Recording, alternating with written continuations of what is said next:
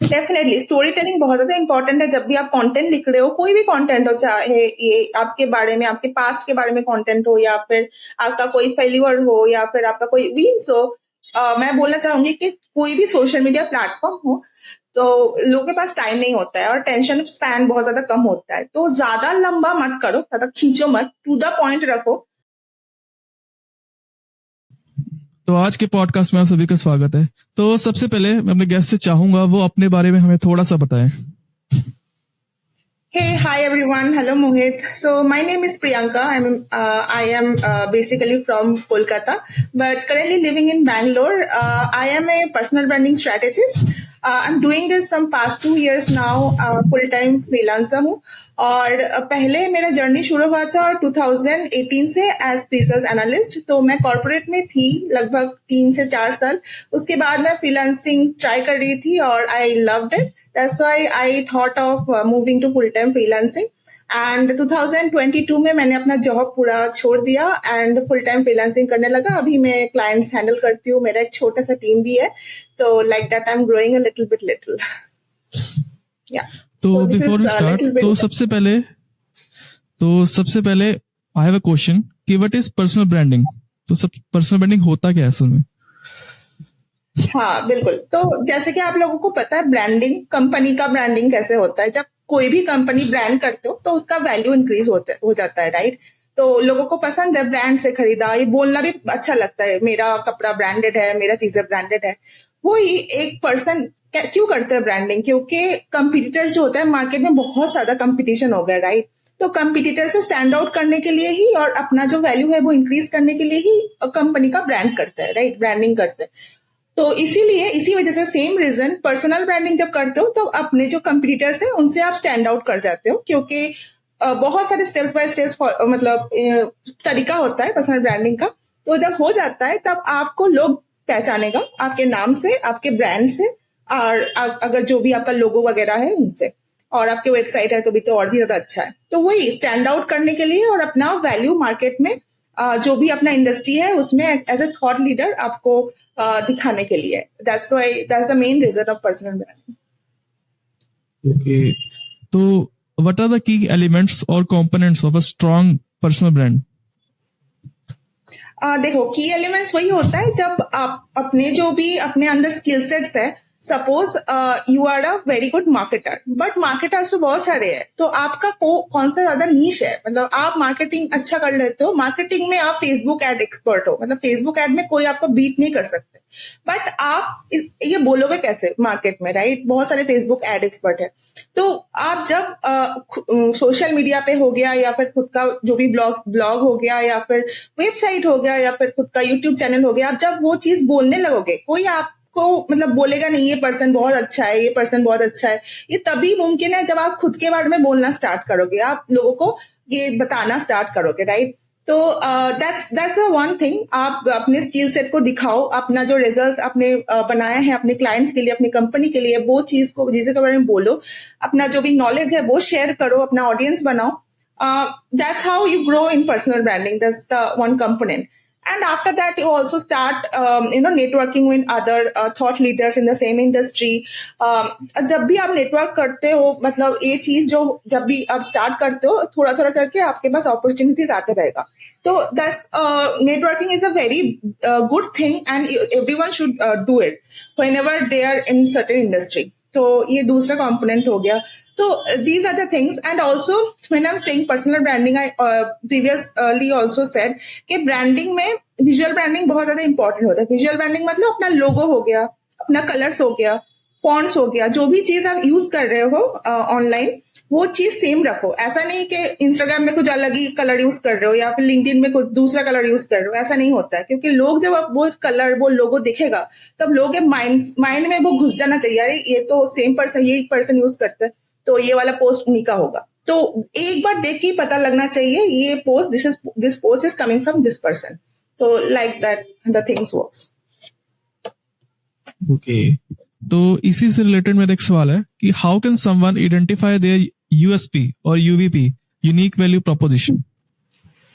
Okay, this is a very good question. क्योंकि आप, ये आपके पास बहुत सारे स्किल्स हो सकता है, आपका पैशन बहुत चीजों में हो सकता है। जैसे बेसिकली मैं अपने बारे में बात करूँ तो मैं बहुत अच्छा ड्रॉ करती हूँ। लाइक ड्राइंग में मुझे बहुत ज्यादा इंटरेस्ट था, कुकिंग में मुझे बहुत ज्यादा इंटरेस्ट था। मैं एक टाइम पे तो कंफ्यूज हो गई थी मुझे क्या करना चाहिए, 2 पेज ही बना लिया था इंस्टाग्राम में, एक ड्राइंग का एक कुकिंग का। समझ में नहीं आ रहा था क्या ही करूँ। बट उसके बाद मैं जब अपना कर रही थी, सब कुछ एक साथ ही कर रही थी, तब खुद का ही एक्सप्लोर किया कौन सा चीज मुझे अच्छा लग रहा है करना। तो मैंने उसके बाद अपना पैशन एक्सप्लोर किया कि मुझे अच्छा लगता है कि मैं जो पर्सनल ब्रांडिंग चीज है या फिर जो भी मेरा टेक्निकल नॉलेज है इसके बारे में, मैं उसको ही लेके आगे बढ़ूं और बाकी लोगों को भी हेल्प करूं। That's how I thought of creating an agency and doing this freelancing full time. तो यही है, जब भी आपके पास बहुत सारा स्किल्स हो, आप कंफ्यूज हो, डरो मत, क्योंकि आपको एक्सप्लोर करना है चीजें। Try new things, try do, मतलब जो भी है चीजें करो, तभी आपको पता चल जाएगा।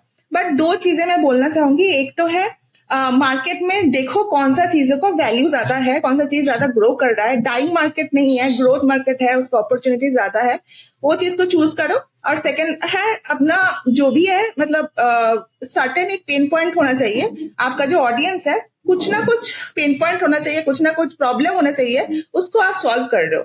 जैसे कि मेरा हो गया, अगर मेरा ले लो कि पर्सनल ब्रांडिंग लोगों को अभी चाहिए, क्योंकि बहुत ज्यादा कंपटीशन हो गया मार्केट में, लोगों को स्टैंड आउट करना है, लोगों को प्रमोशन लेना है, अच्छा वाला जॉब लेना है, अपॉर्चुनिटी लेना है। तो कैसे मैं उनको हेल्प कर सकती हूँ अच्छा जॉब अपॉर्चुनिटी मिलने में।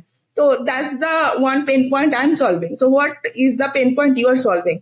तो लाइक दैट आप खुद को क्वेश्चन करो कि मैं क्या कर सकती हूँ अपने स्किल सेट से। Okay. या इनिशियली इन द स्टार्ट कि कौन कौन सी कॉमन मिस्टेक करते हैं लोग? Mistakes,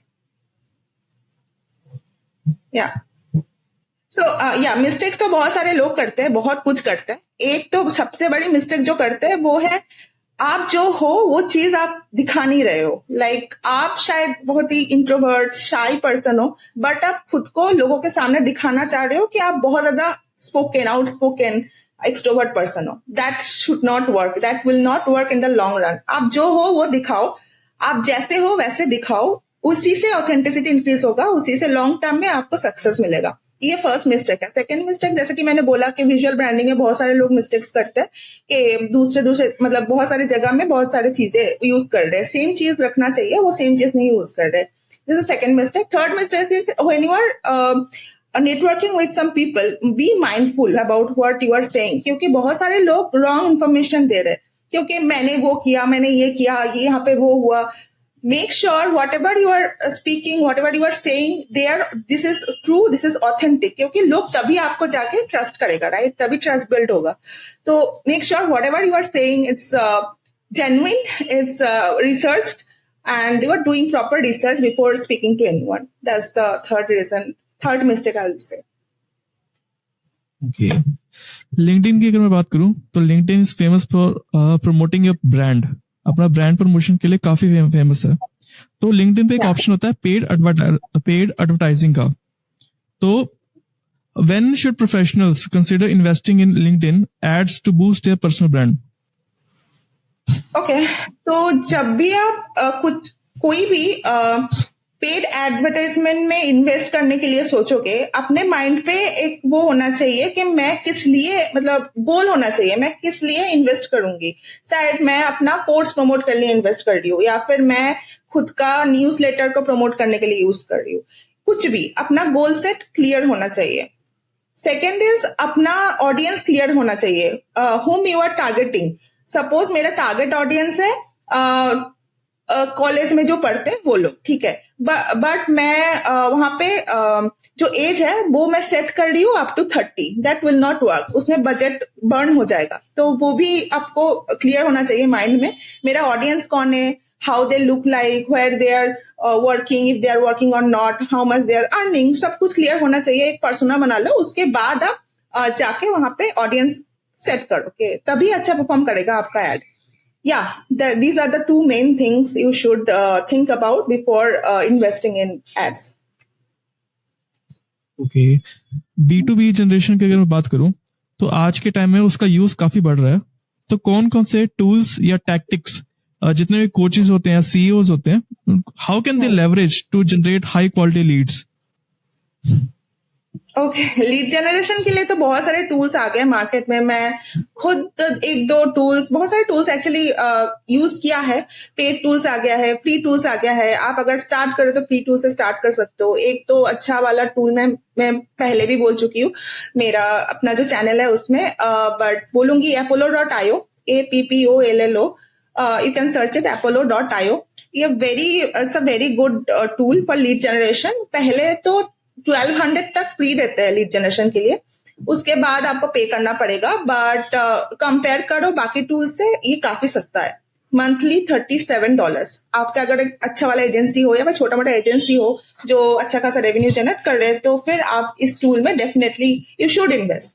and second option is LinkedIn का जो लीड जनरेशन टूल है, लिंक्डइन का जो भी है वो भी बहुत अच्छा है. बट इट्स वेरी ये थोड़ा प्राइस ज्यादा है. मैं बोलूँ थोड़ा प्राइस ज्यादा है, but if you want to invest you can definitely invest. Second third is prospect.io. Prospect ये सभी एआई टूल है. prospect.io भी बहुत अच्छा है, ये लिंक्डइन में बहुत अच्छा वर्क करता है. तो मैंने इसका फ्री वर्जन जो है वो यूज किया है. This is very good tool. Again this is you can invest. So these are the three tools I want to talk about, and if you have budget you can invest, otherwise you can go for the free options as well. Okay. So business world is right now is evolving. So how has the landscape of LinkedIn personal branding changed in the last couple of years? Sure. So जो भी अभी LinkedIn में आ रहा है, दो या 3 साल पहले इतना ज्यादा कंपटीशन नहीं था लिंक्डइन में. अभी जब लिंक्डइन में कोई अगर ज्वाइन करना चाह रहा है तो बहुत ज्यादा कंपटीशन बढ़ गया, इंक्रीज हो गया है. अभी अगर कोई जाके बोले कि मुझे 1 महीने में 10,000 फॉलोअर चाहिए, this is not possible, because बहुत सारा कंपटीशन है. एक ही टॉपिक के ऊपर बहुत लोग बहुत सारे बना रहे हैं कंटेंट वगैरह, और काफी अच्छा कंटेंट होता है. तो अभी ज्यादा कंपटीशन हो गया है, आपको ज्यादा मेहनत करनी पड़ेगी. मेरे पास बहुत सारे एग्जांपल्स ऐसे हैं. मैं बहुत लोगों के साथ देखती हूँ कि उन लोगों के पास 1 लाख के ऊपर फॉलोअर्स है, 1 से 2 लाख के ऊपर फॉलोअर्स है, but they are promoting themselves 3 to 4 times a day. तो समझ सकते हो, मतलब एक दिन में 3 से 4 बार पोस्ट कर रहे हैं, तभी जाके उनका फॉलोअर्स इंक्रीज हो रहा है. मतलब इतना ज्यादा वो लोग कर रहे हैं. तो तभी वही होगा कि इतना मेहनत करोगे लिंक्डइन के ऊपर, कोई भी प्लेटफॉर्म उठा लो, नॉट ओनली लिंक्डइन, वहां पे अभी बहुत ज्यादा हो गया है ये कंपटीशन. तो आपको मेहनत करनी पड़ेगी. और एक चीज है कि आप किसी भी चीज पे ऊपर फोकस मत करो. मतलब ट्रेंड्स आ रहा है, मतलब ऐसा ट्रेंड आ रहा है कि सब कोई कंटेंट बना रहा है, बट आपका वो नीश है ही नहीं, तो उस चीज के ऊपर आप फोकस मत ही करो ना. मतलब उसमें ऑथेंटिसिटी चला जाएगा, कोई मतलब नहीं रहेगा. लोग सोचेगा अरे यार ये तो बिल्कुल भी रिलेट नहीं कर पा रहे इस चीज, मतलब जो भी इंडस्ट्री है उसमें. तो अपना जो इंडस्ट्री है और अपना जो भी ट्रेंड आ रहा है, अगर ट्रेंड फॉलो करना ही है तो रिलेट करके कंटेंट डालो, कुछ भी कंटेंट मत निकालो. तो वही है. Yeah these are the few things I wanted to cover in this. Okay. जैसे कि आज के टाइम में मेटावर्स एक टर्म बहुत फेमस है, और एक virtual reality, these are the emerging trends. तो जितने भी how can individuals they anticipate and prepare for the integration of these technologies? अगर ये चीजें लिंक्डइन के साथ इंटीग्रेट हो जाए तो इसका इम्पैक्ट क्या पड़ेगा पर्सनल ब्रांडिंग पे? Virtual reality obviously it's very growing market. हर कोई अपने ब्रांड पे, अपने कंपनी पे यूज कर रहा है. एआई और वीआई जो है, मतलब वर्चुअल रियलिटी वीआर जो है, बहुत सारे ऐसे एप्स आ गया, बहुत सारे टूल्स आ गया, आप यूज कर सकते हो. डिफरेंट डिफरेंट ट्रेंड्स भी आ रहा है वीआर के ऊपर डिपेंड करके, एआर के ऊपर डिपेंड करके. वो ट्रेंड्स आप बिल्कुल यूज कर सकते हो. That's a very good thing. जब वो हैशटैग्स आते हैं ना, मतलब कोई भी अगर ट्रेंड आ रहा है, हैशटैग्स चल रहा है, definitely you should use that hashtag and all, you should use that trend and all in your personal branding as well. उस टाइम पे बूस्ट होगा आपका post obviously, but make sure you are not over using it. Over using तब होता है जब आप मतलब 5 से 10 बार पोस्ट कर दो एक ही चीजें, और कुछ भी लिख रहे हो, वो चीज मत करो. मतलब अपना जो भी एरिया है, अपना जो भी इंडस्ट्री है, उस चीज में वो फोकस करो ज्यादा. वो 10% उस चीज में फोकस करो, ट्रेंड्स वगैरह में. और obviously as you said VR में ये चीज इंक्रीज होगा. और अगर कोई भी टूल आ रहा है जो इंटीग्रेशन लिंक्डइन के साथ इंटीग्रेट करेगा, वो चीज को you should definitely use it. Yeah okay. तो personal branding often involve story telling. तो थोड़ी सी टिप्स कि how to craft a story and share the compelling personal story specially that resonate with your audience. Definitely story telling बहुत ज्यादा important है। जब भी आप कंटेंट लिख रहे हो, कोई भी कंटेंट हो, चाहे ये आपके बारे में, आपके पास्ट के बारे में कंटेंट हो, या फिर आपका कोई फेल्यूर हो, या फिर आपका कोई विंस हो, या फिर आपका कोई कस्टमर टेस्टिमोनियल हो, रिजल्ट बेस्ड पोस्ट हो, कोई भी पोस्ट हो, आप स्टोरी के माध्यम से अगर आप वो चीज दिखाओगे, वो चीज बताओगे ऑडियंस को, वो डेफिनेटली आई कैची होगा। आपका ऑडियंस जरूर पड़ेगा वो चीज, क्योंकि we love stories, we all love stories. अगर बोरिंग तरीके से बताओगे, फॉर्मली बताओगे, उसमें कोई इमोशन नहीं है, उसमें कुछ नहीं है, वो कोई नहीं पढ़ेगा। आजकल कोई नहीं पढ़ता चीजें। तो ऐसे दिखाओ, ऐसे लिखो चीजों को जैसे you are talking to your own friend, तो तभी लोग इंटरेस्ट लेके पढ़ेगा। और स्टोरी टेलिंग में क्या होता है, जो फर्स्ट 2-3 लाइन्स होता है जिसको हम हुक्स बोलते हैं, वो हुक्स को बहुत ज्यादा कैची रखो, आई कैची रखो, तभी लोग इंटरेस्टिंग होके देखेगा कि अरे यार यहाँ पे ये बता रहे हैं, फर्स्ट 2 लाइन में ये बता रहे हैं, तो नीचे भी पढ़ेगा ये क्या है, होल स्टोरी पढ़ना चाहेगा। तो make sure when you are writing something, first 2 to 3 lines are very very eye catchy. It can be shocking, it can be humorous, it can be very interesting fact जो लोगों को आई कैची लगे, जो को interest लगे।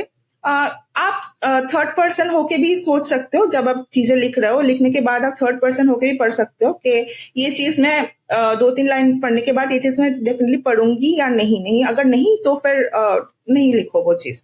अगर पढ़ सकते हो तो फिर you can post it. So that's the thing. Storytelling is very good, interesting, and it's growing. It will grow, and AI cannot replace storytelling. Human should require. Okay. तो लिंक्डइन में मैं एक चीज मैंने ऑब्जर्व की थी कि लॉन्ग फॉर्म पोस्ट तो डालते हैं, बट वो इतनी लंबी हो जाती है कि वो most of the time skip ही कर देते हैं वो चीज। तो अगर हम लॉन्ग फॉर्म कोई पोस्ट डाल रहे हैं तो वो कितनी लंबी होनी चाहिए, कितने वर्ड्स मैक्सिमम, कितने कीवर्ड्स होने चाहिए उसमें? ठीक है।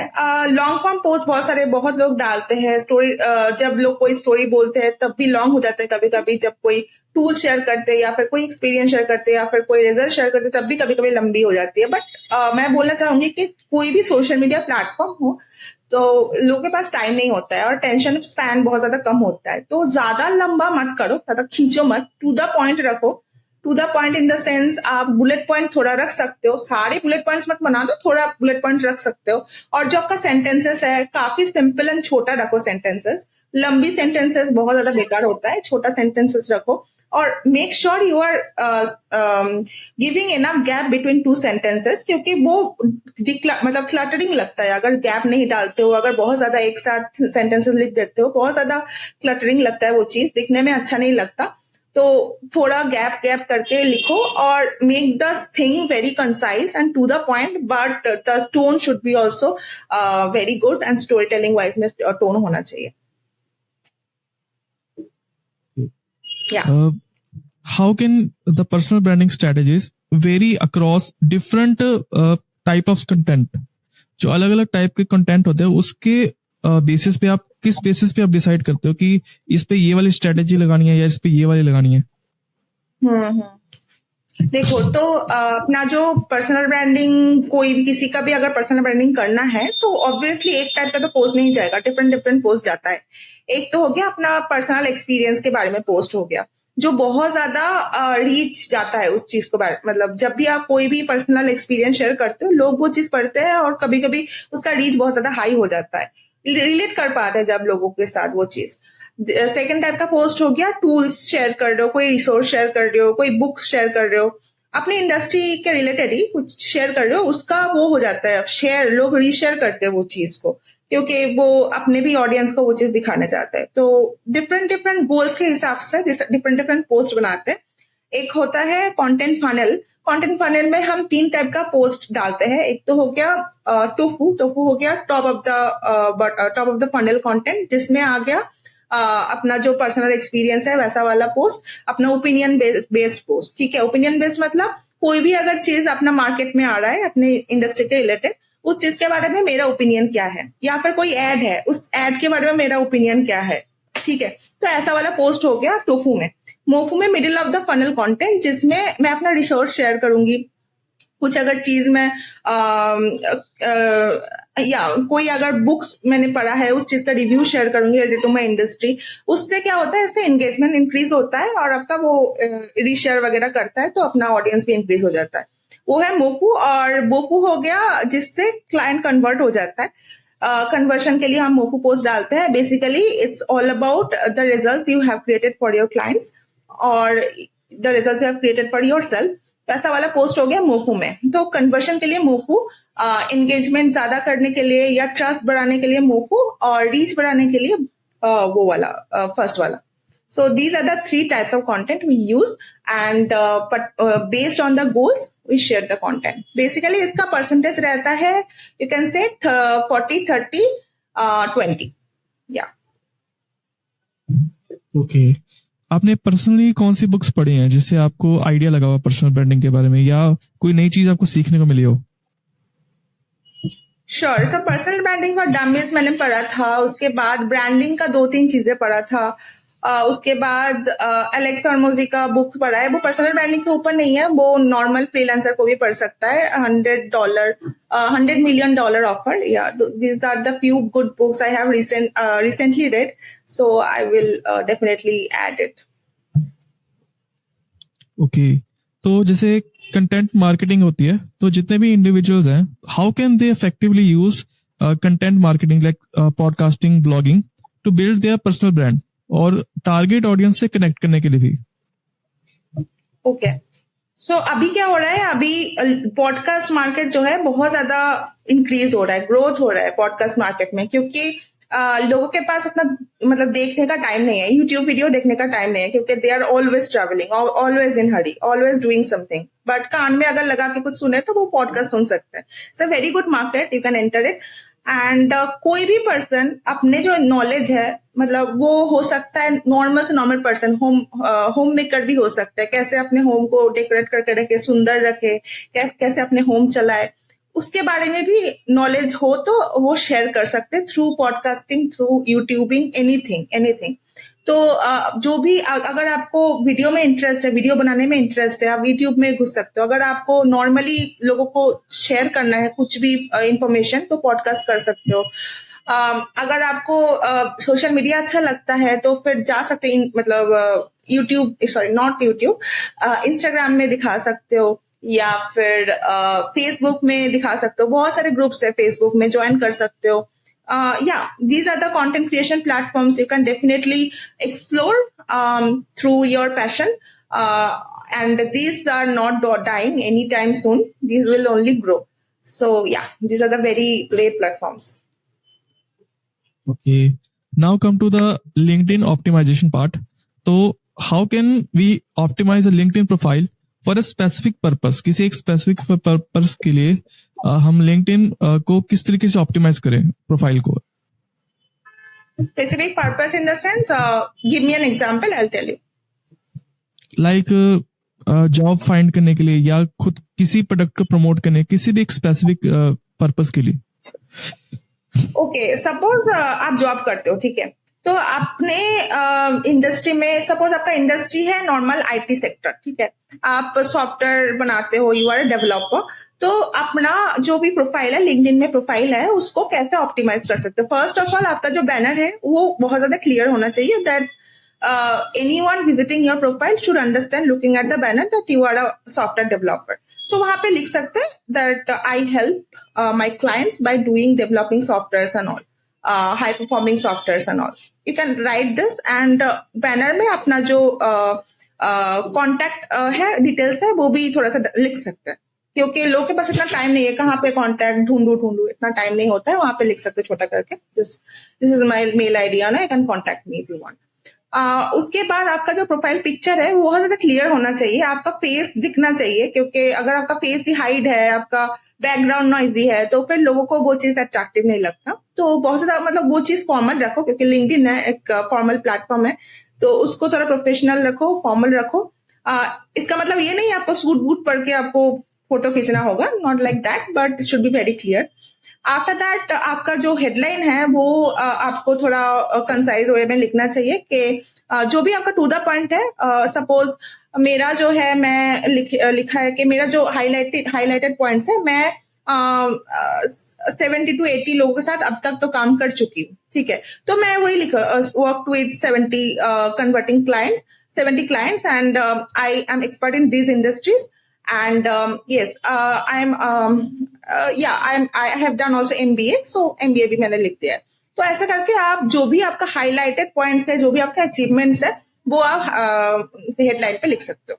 उसके बाद जो फीचरिंग वाला सेक्शन होता है ना, उसमें आप अपना जो फीचर करना चाहते हो, सपोज आपका कोई भी पोस्ट हो गया, वो बहुत ज्यादा हाई परफॉर्मेंस पोस्ट है, बहुत ज्यादा अच्छा परफॉर्म किया है, तो उसको आप फीचरिंग सेक्शन में डाल सकते हो। अगर आपके इंस्टाग्राम में बहुत ज्यादा फॉलोअर्स है, तो इंस्टाग्राम में लिंक भी डाल सकते हो। वहां पे जो भी आपके पास अच्छा वाला चीज है जो आप दिखाना चाहते हो, सपोज आपका कोई प्रीवियसली आपका कोई मैगजीन में आपका पोस्ट गया है, ठीक है, वो वाला लिंक भी आप डाल सकते हो।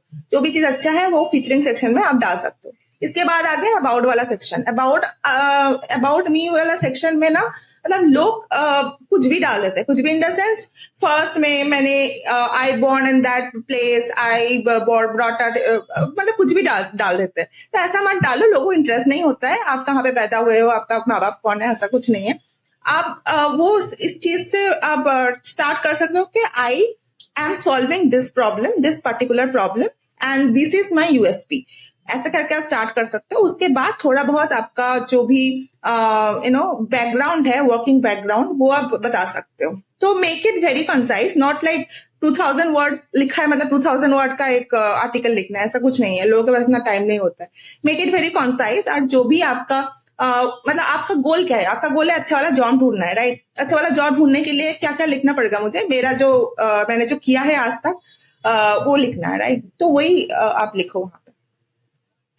तो these are the few things. And एक चीज और है, रिकमेंडेशन सेक्शन।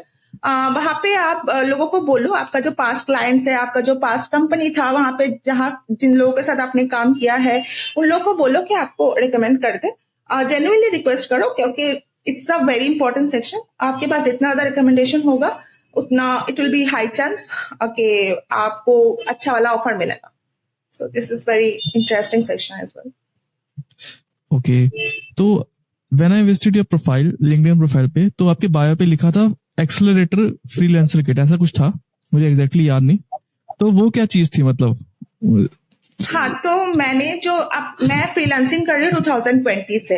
अभी मैं बहुत सारे लोगों के साथ काम कर चुकी हूँ, तो आई have a proper idea how freelancing thing works. तो इसके लिए जो भी अपकमिंग फ्रीलांसर्स है, जो लोग अपने ग्रो करना चाह रहे हैं अपने फील्ड पे, बट बहुत सारे प्रॉब्लम्स आ रहे हैं, like they are not using their skills in certain levels, they are not getting enough clients. उन लोगों के पास पता ही नहीं है उन लोगों को कैसे स्टेप्स होता है फ्रीलांसिंग का, कैसे पोर्टफोलियो बनाते हैं, ये सब पता नहीं है उनको। तो इन लोगों के लिए मैंने एक किट बनाया है जिसमें सारे के सारे इंफॉर्मेशन मैंने डाल दिया है, everything, each and everything. And if they have it, they want it, they can have it, link in my bio as well. So यहाँ पे सब कुछ मिल जाएगा। कैसे पोर्टफोलियो बनाना पड़ेगा, कैसे क्लाइंट कन्वर्जन करना पड़ेगा, क्लाइंट्स कहाँ मिलेगा, क्लाइंट्स कैसे सेल्स कॉल में कैसे बात करते हैं क्लाइंट्स के साथ, कैसे बात करना चाहिए। उसके बाद एक कैलकुलेटर भी है, आपका जो भी प्राइसिंग है, जो भी आपका पैकेजेस है, जो भी आपका जो आप ऑफर कर रहे हो, आपका ऑफरिंग्स है, उनको कैसे सही तरह से प्राइसिंग करना चाहिए, उसके लिए कैलकुलेटर है। तो फिर बहुत सारे टूल्स भी मैंने डाल दिया है, कौन सा टूल्स अभी मार्केट में है, कौन सा टूल्स आप यूज करके इजीली आपका टाइम जो है 50% कम कर सकते हो। तो वो चीजें, सारे टूल्स मैंने डाल दिया है। तो it's a very good kit, if you want it, you can have it definitely. और बहुत सारे रिसर्च किया है मैंने, पास्ट 3 मंथ से मैं रिसर्च करके बनाया है। तो definitely it's a very hard, close to my heart. Okay, तो अभी मेरे दिमाग में एक चीज आई कि ईमेल भी 2 तरह के होते हैं, कोल्ड और हॉट। कोल्ड ईमेल और हॉट, दोनों में डिफरेंस क्या होता है एक्चुअली? अच्छा, कोल्ड ईमेल जो होता है वो एक ही टाइप का टेम्पलेट यूज करके आप बहुत सारे लोगों को एक ही साथ भेज रहे हो, वो एक कोल्ड ईमेल, ठीक है।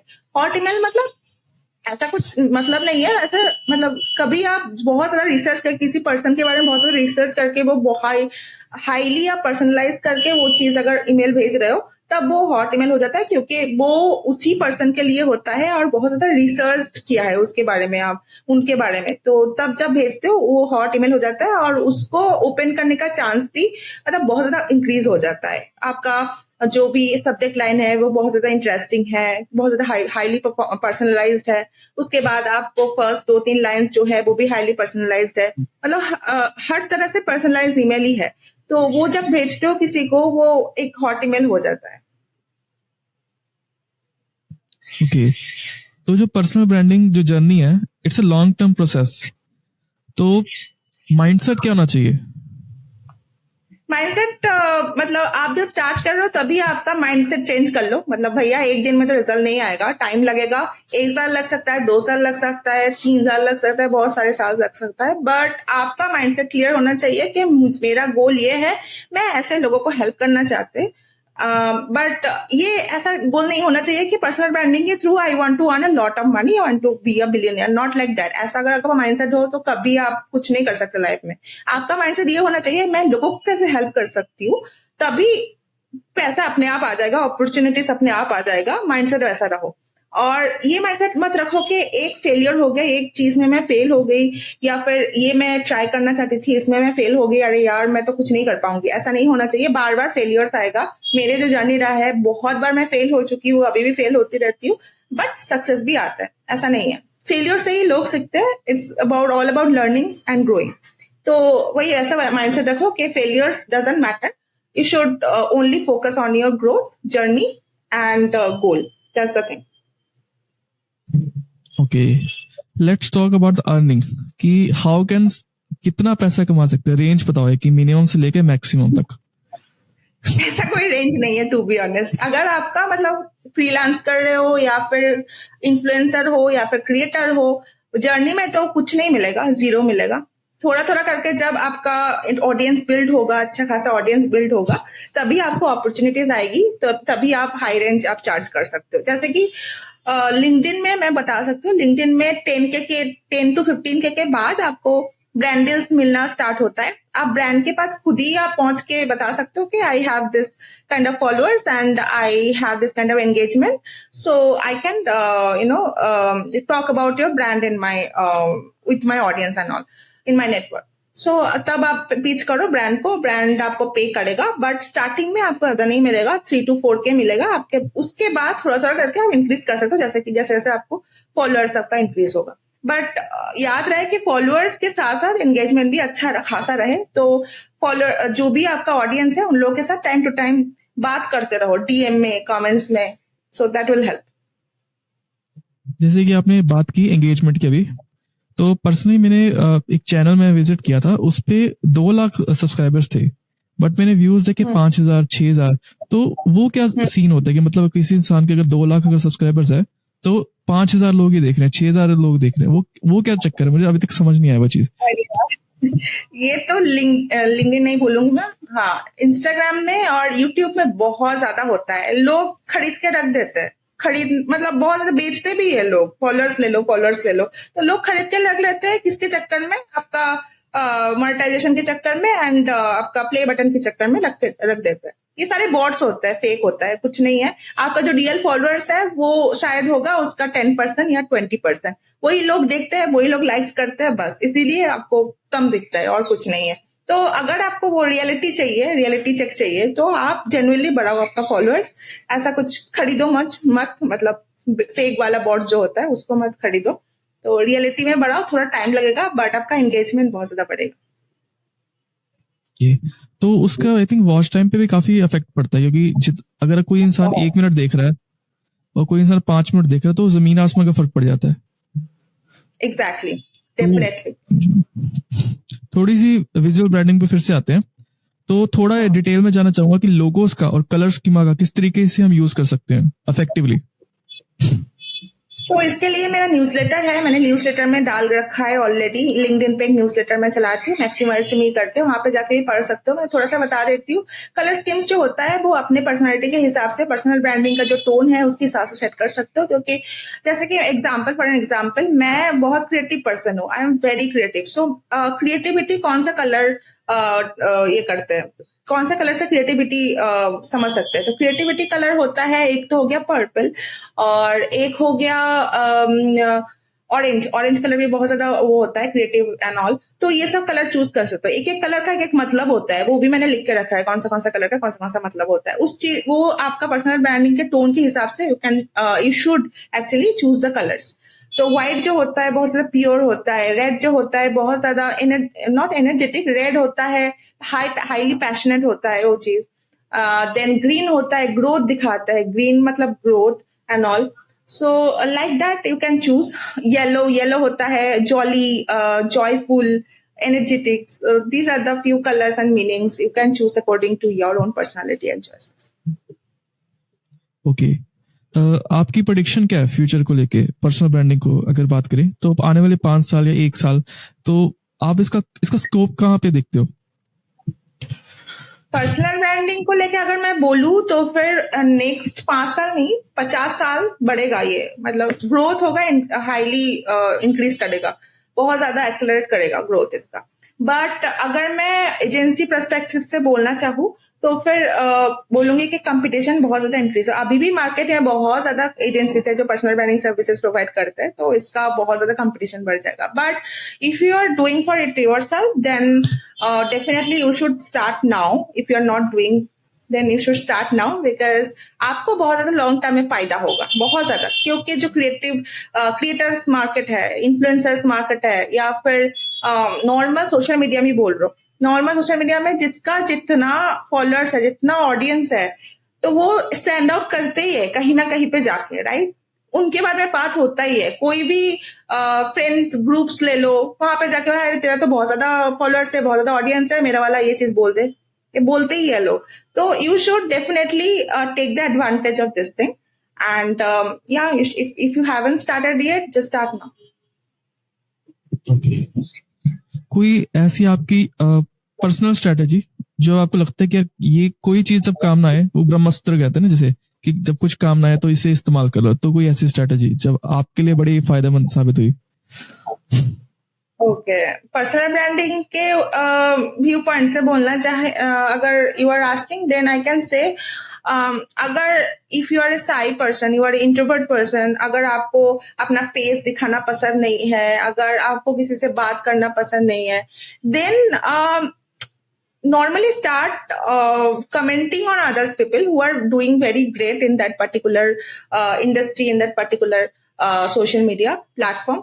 सपोज सोशल मीडिया प्लेटफॉर्म अगर बोलूँ तो फिर इंस्टाग्राम में सहेली चैटर्जी, मैं एग्जांपल दे रही हूँ, सहेली चैटर्जी बहुत ज्यादा एक्टिव है, तो उनका बहुत ज्यादा ऑडियंस भी है। तो अगर आप थोड़ा बहुत स्टार्ट करना चाहते हो तो उनके जो पोस्ट है, सारे पोस्ट में जाके अच्छा वाला कमेंट दो।